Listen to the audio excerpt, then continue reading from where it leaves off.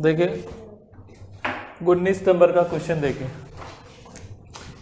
Question संख्या 19। देखिए 19 number में कह रहा है निम्नलिखित विवरण से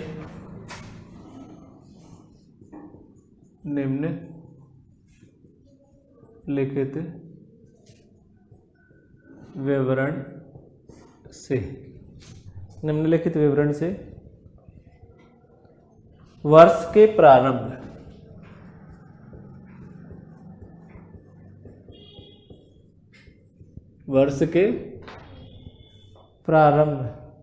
एवं वर्ष के अंत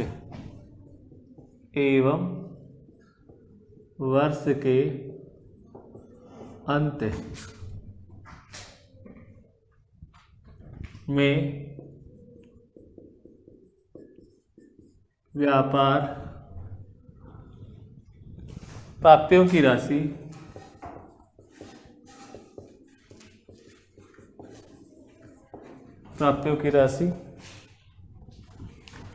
ज्ञात कीजिए।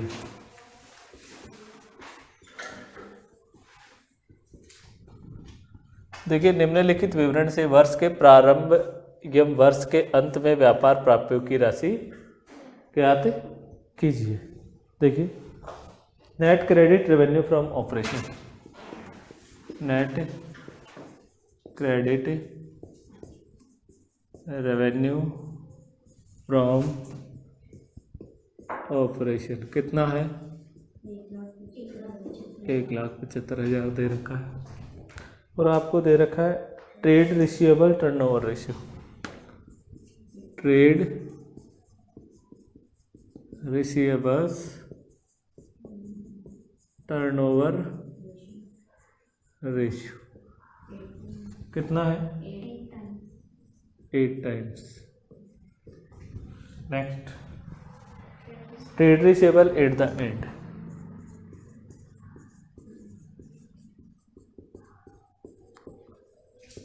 At the end 7,000 more than the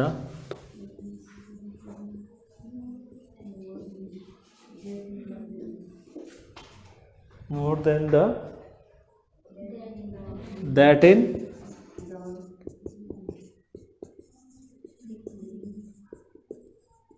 beginning. ठीक है, अब आपसे इसमें पूछा है क्या? प्रारंभिक और अंतिम व्यापार प्राप्तियों की राशि। तो देखिए इसका सॉल्यूशन किस प्रकार से क्या होगा। आपको यहाँ पर दे दिया इन्होंने क्या? Trade receivable turnover ratio. तो देखिए trade receivables turnover ratio equal to क्या फॉर्मूला होगा इसका? Net credit revenue from operation बटा एवरेज रिसीवेबल्स या एवरेज ट्रेड रिसीवेबल्स। तो ये दे रखा है कितना? 8 times. Net credit revenue from operation कितना है? बटा एवरेज रिसीवेबल्स,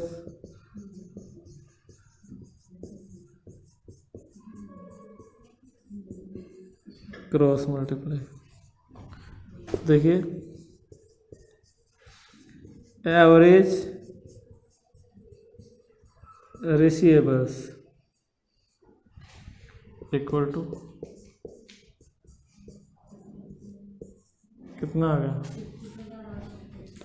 21,875। ये आपका एवरेज रिसीवेबल आ गया। अब देखिए एवरेज रिसीवेबल का फॉर्मूला मैंने बताया था,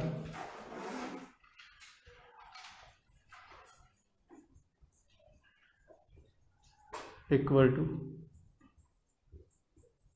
ओपनिंग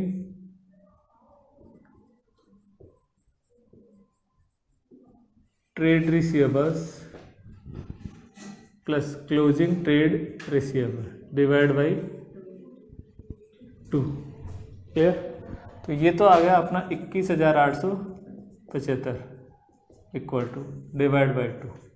अब ये यहाँ पर देखो एक बात बोली कि जो trade receivable at the end है वो 7,000 more than that in the beginning.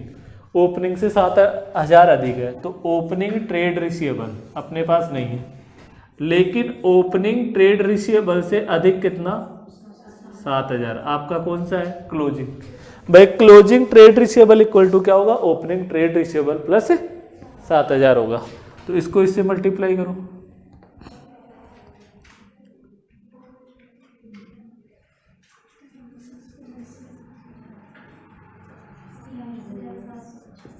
तियालीस 750 equal to 2 opening trade receivable plus 7,000।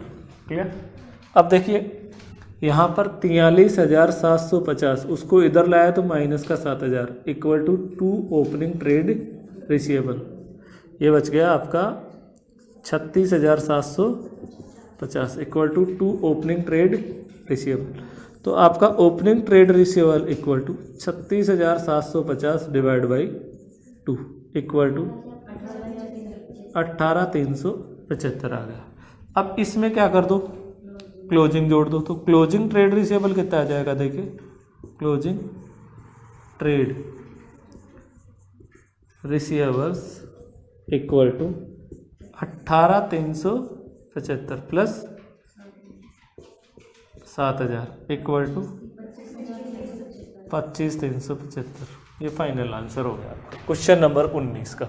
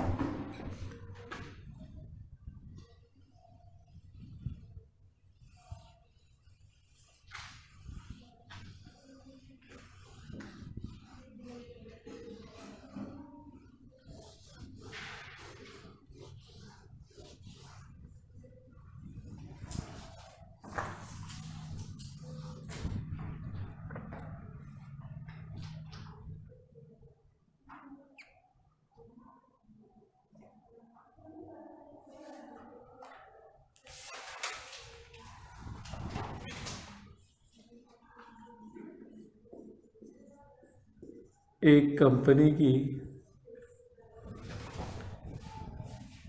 ने अपने वित्तीय वर्ष में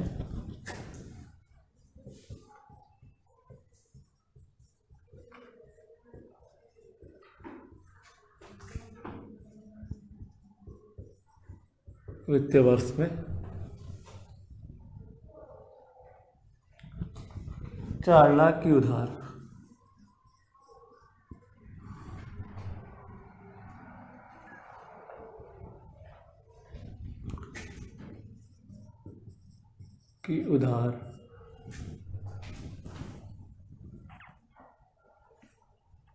परिचालन से आएगी।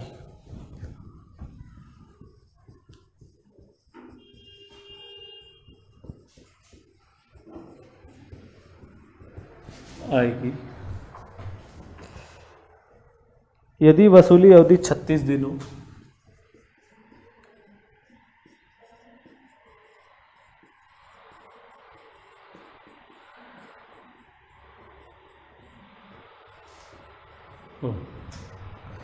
वसूली अवधि कितने दिन हो, 36 दिन हो, तथा वर्ष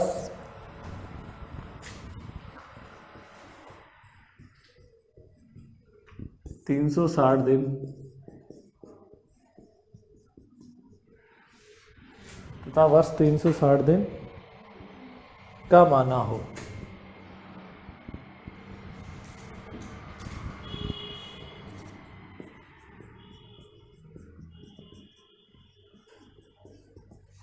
तीन सौ 360 दिन का माना हो तो गणना कीजिए।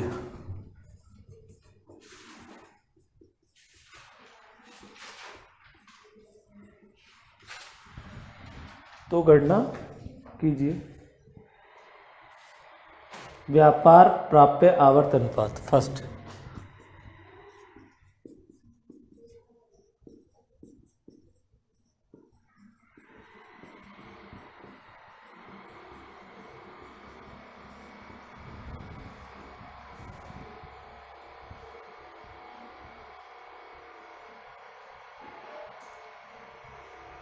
औसत व्यापार प्राप्य।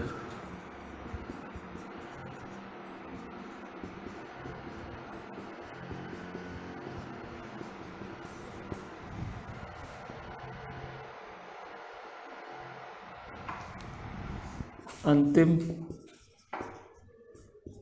व्यापार प्राप्य की राशि। अंतिम व्यापार प्राप्य की राशि पूछिए।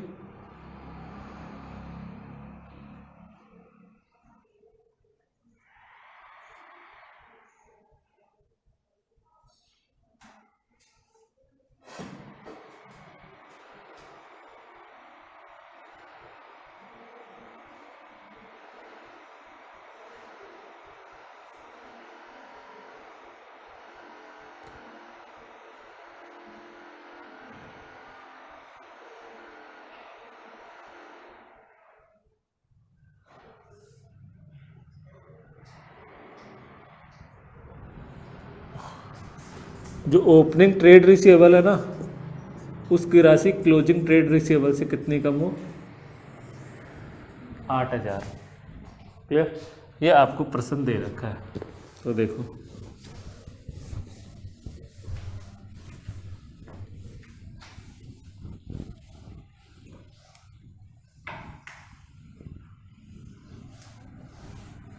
देखो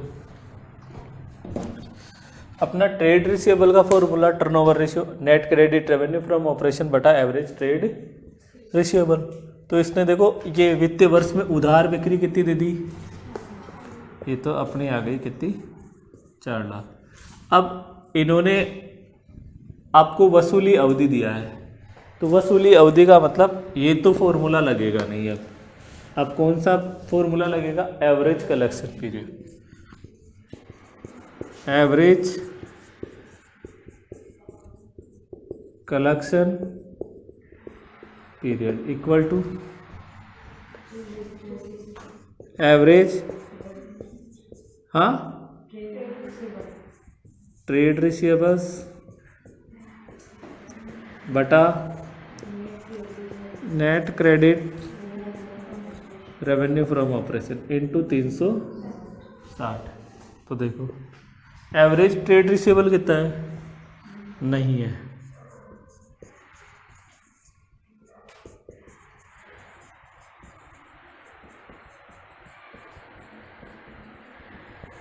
net credit revenue from operation कितना है?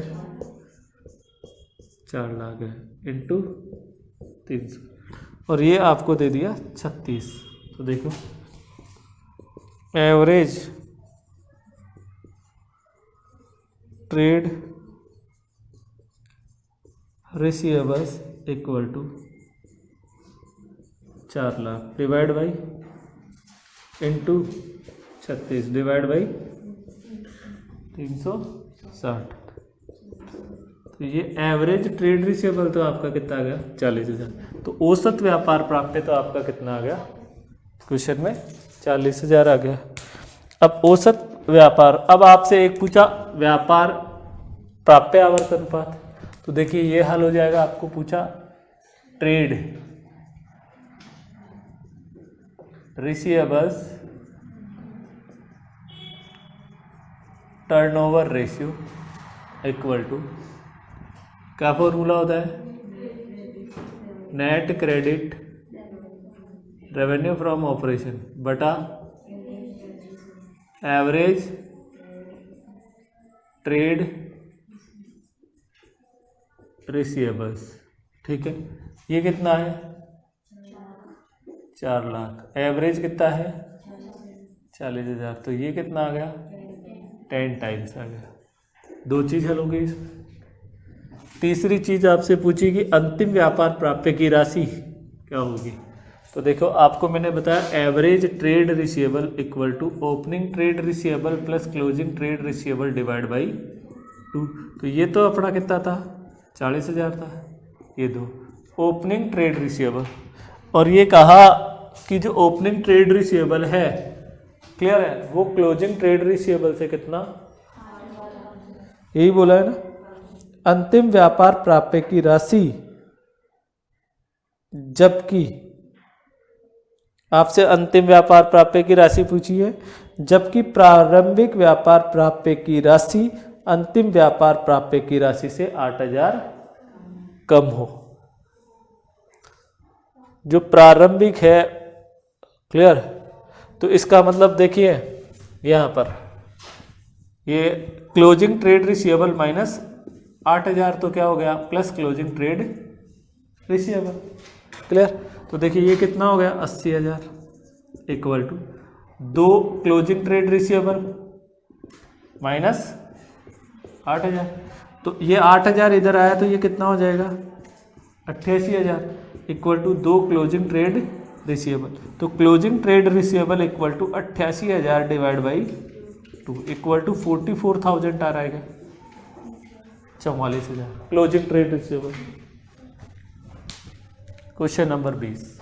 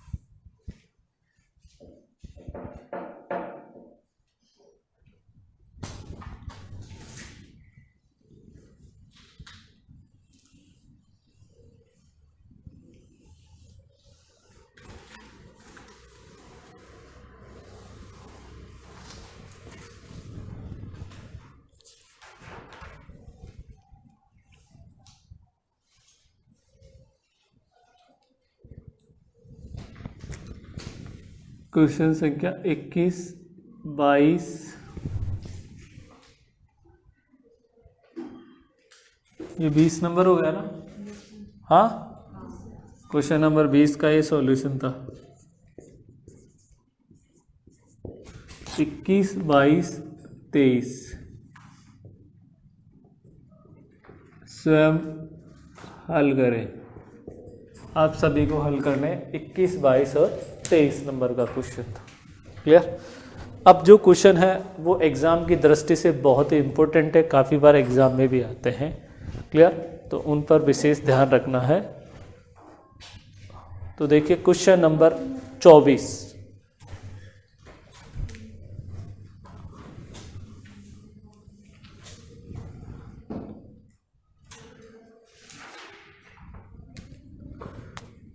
क्वेश्चन नंबर 24, नीचे दी गई सूचना से एक लिमिटेड कंपनी का चिट्ठा बनाइए।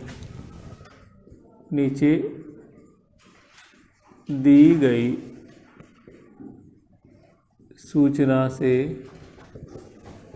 एक कंपनी का चिट्ठा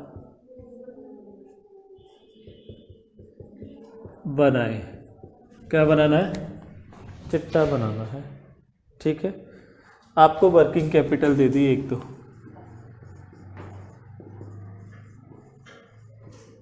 2,40,000।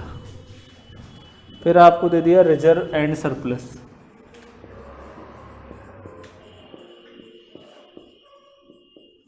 एक 1,60,000।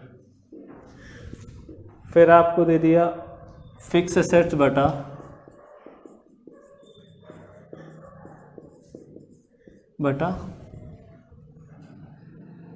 प्रोप्राइटरी फंड,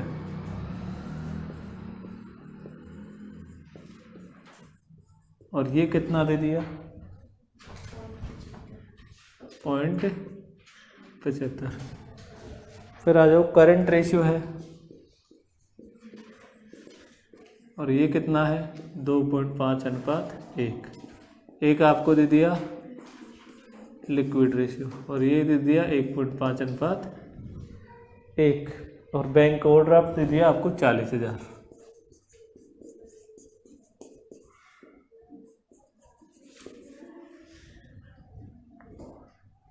ओवरड्राफ्ट 40,000, पर्सन संख्या 24।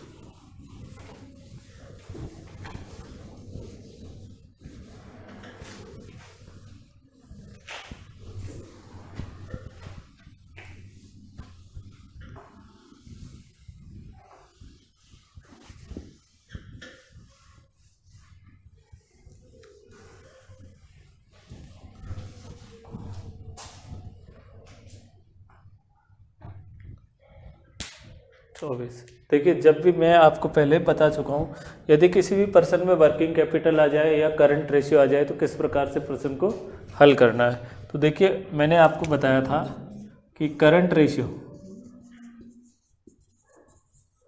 Equal to CA/CL। तो करंट रेशियो है आपका 2.5:1 equal to CA/CL cross multiply CA equal to 2.5 CL। तो CA minus 2.5 CL equal to 0। ये तो इक्वेशन फर्स्ट होगी। दूसरा, CA में से हम क्या करेंगे, CL घटाएंगे तो अपनी क्या आ जाएगी, वर्किंग कैपिटल। अब ना तो CA है और ना ही CL, लेकिन वर्किंग कैपिटल कितनी दे रखी है, 2,40,000। तो ये इक्वेशन कितनी हो गई, सेकंड। तो दो चीज़ें तो अपनी क्लियर हो गई, एक तो इक्वेशन क्या आ गई, फर्स्ट आ गई, और एक क्या आ गई, अपनी इक्वेशन सेकंड आ गई। क्लियर। दोनों समीकरणों को क्या करेंगे, व्यवस्थित करने पर, दोनों समीकरणों को व्यवस्थित करने पर, तो देखिए CA minus 2.5 CL equal to 0 first समीकरण, और CA minus CL equal to 2,40,000 आपकी सेकंड इक्वेशन। अब देखिए, क्लियर। अब आप चाहें तो काट दो, ये माइनस ये प्लस और ये माइनस, तो ये तो कट गया। तो यहाँ पर बचा माइनस का 1.5 CL इक्वल टू माइनस का 2,40,000। माइनस से तो माइनस कट गया, तो CL इक्वल टू 2,40,000 में 1.5 का भाग दे दीजिए।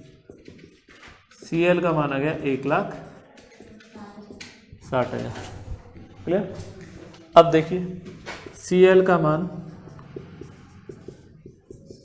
समीकरण करंट लायबिलिटीज, CL का मान समीकरण 1 में रखने पर, तो आपका CA minus 2.5 CL equal to 0। तो CA माइनस 2.5 CL का मान कितना, 1,60,000 इक्वल टू 0। तो CA माइनस कितना हो गया,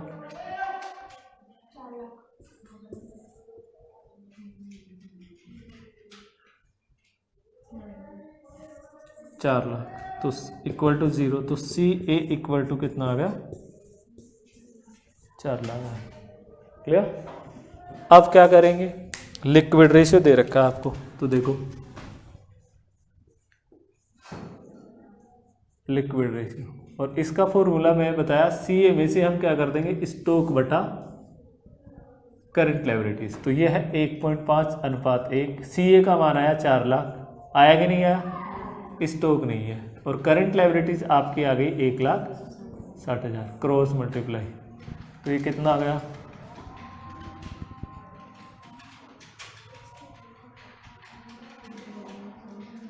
2,40,000 equal to 4 lakh minus stock को इधर ले आए, तो 4 लाख माइनस 2,40,000 इक्वल टू कितना बच जाएगा, 1,60,000। स्टॉक का मान कितना आ जाएगा, 1,60,000। तो इस प्रकार से आप प्रश्न को, जो भी लेंथी प्रश्न, ऐसे क्वेश्चन काफ़ी बार आते हैं ऐसे प्रश्न एग्जाम में, तो इस तरीके से क्या करेंगे, हल करेंगे। अभी भी एक और रेशियो दे रखा है इन्होंने, फिक्स असेट्स बटा प्रॉपर्टी फंड। तो देखो,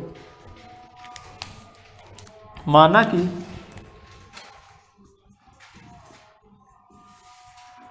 प्रॉपर्टी फंड बराबर x है, हमने क्या लिया, क्वेश्चन में प्रोप्राइटरी फंड नहीं दे रखा तो हमने क्या मान लिया, एक्स मान लिया।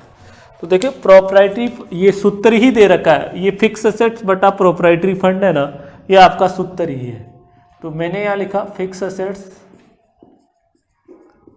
बटा प्रोप्राइटरी फंड, तो इसका सूत्र हो जाएगा वही फिक्स असेट्स बटा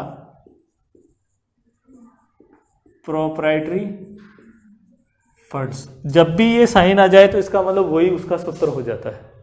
ठीक है, क्लियर। अब देखिए ये है 0.75 और ये है, नहीं है, ये तो नहीं है ना, लेकिन प्रोप्राइटरी फंड कितना है, क्रॉस मल्टीप्लाई, तो फिक्स असेट्स है ना अपनी इक्वल टू 0.75 एक्स आ गई। क्लियर। अब देखो एक और होता है कि प्रोप्राइटरी फंड,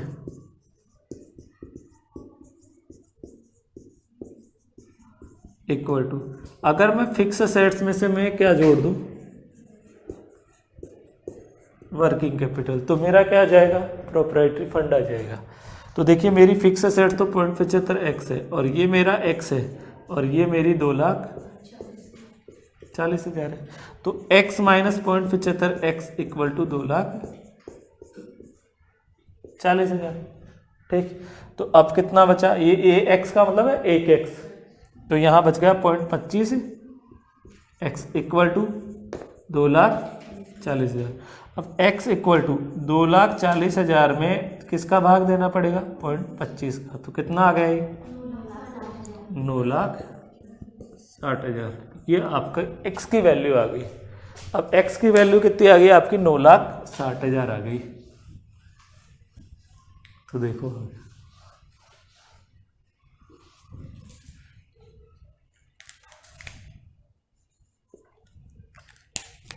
देखिए अब अपना उस फॉर्मूले में रख दो भाई, आपका 0.75 था इक्वल टू फिक्स असेट्स, यही था ना, बटा 9,60,000 क्रॉस मल्टीप्लाई, तो fix assets equal to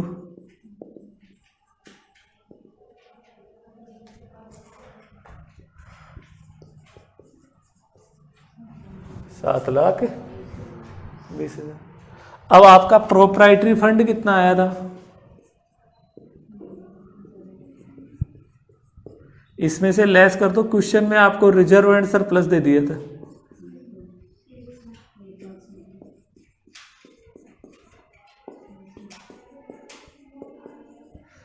reserve दे रखे थे ना, रिजर्व एंड सरप्लस कितना, तो ये आपका बचा कितना, 8 लाख। तो ये आपकी 8 लाख आ जाएगी शेयर कैपिटल, क्या आ जाएगी। तो इस प्रकार से आपका क्वेश्चन हल हो जाएगा।